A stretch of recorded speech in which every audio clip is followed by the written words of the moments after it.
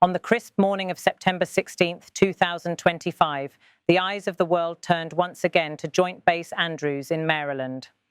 From here, President Donald Trump, accompanied by First Lady Melania Trump, prepared to embark on what many are calling a historic second state visit to the United Kingdom, an event steeped in symbolism, diplomacy, and controversy. Descending the steps of Marine One, the President and First Lady make their way toward Air Force One. Every movement choreographed, every step under the watchful eye of cameras. This departure is more than routine. It signals the beginning of a journey where political pageantry collides with pressing geopolitical storms.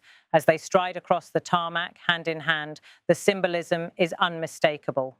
Trump departs at a time when wars rage in the Middle East, tariffs stoke economic unease, and alliances face new tests. His arrival in London is meant to reaffirm the special relationship, but also to redefine it under the weight of 21st century challenges. Boarding Air Force One, the President is keenly aware of the optics. This is not simply a flight across the Atlantic. It is an airborne message to allies and rivals alike that Washington still intends to shape and perhaps dominate the global stage. For Trump, diplomacy is theatre, and the stage now shifts to Buckingham Palace.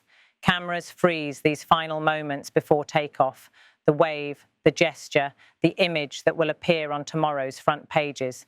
Yet behind these carefully curated visuals lies a far more complex reality. Britain, seeking to secure better terms in its trade deal with the United States, awaits Trump with both anticipation and trepidation. Meanwhile, critics warn that this trip could just as easily deepen divides as mend them.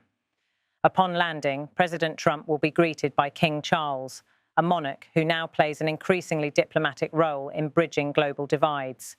Unlike his late mother, Queen Elizabeth II, Charles steps into his duties at a time of geopolitical fragmentation. For Britain, the pomp of state carriages and royal banquets offers more than ceremonial tradition. It provides a rare opportunity to stabilise its image as a reliable partner post-Brexit. Yet the timing of Trump's visit could hardly be more delicate. Across Europe, concerns mount over America's shifting foreign policy. In Washington, critics question whether the administration is prioritizing spectacle over substance. And in the Middle East, where conflicts escalate by the day, the visit has already sparked debate. Can Britain and America still project unity, or are they merely staging a performance for history's sake? Central to this visit is trade.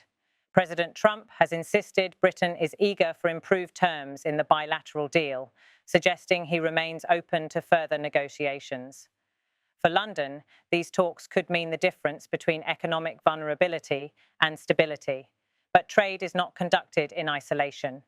Tariffs on European goods, disputes with China, and America's own domestic economic pressures loom large over any discussion. This is less about tea and diplomacy and more about steel, data, and defense archival images of protests from Trump's previous visits, media commentary, shots of Parliament, and war headlines. Still, political clouds gather quickly. Trump's critics in Britain remember the protests that filled London streets during his earlier visits. This time, opposition leaders question the wisdom of rolling out the red carpet while wars and humanitarian crises go unanswered. The British press, quick to juxtapose pageantry with policy, has already highlighted the stark gap between royal ceremony and political reality. Yet supporters argue that this is precisely why such visits matter.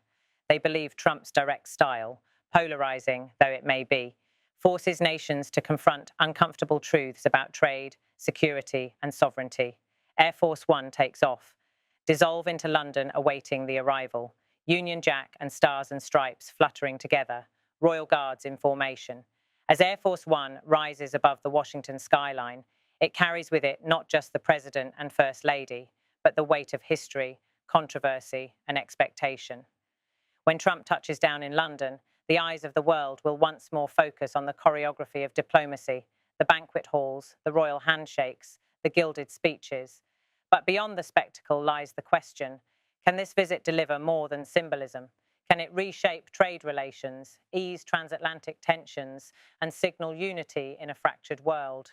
Or will it be remembered simply as another act in the theatre of modern politics? For now, as the engines roar and the plane disappears into the clouds, one thing is certain: the journey of President Donald Trump to the court of King Charles is not just a state visit. It is a test of alliances, of diplomacy, and of history itself.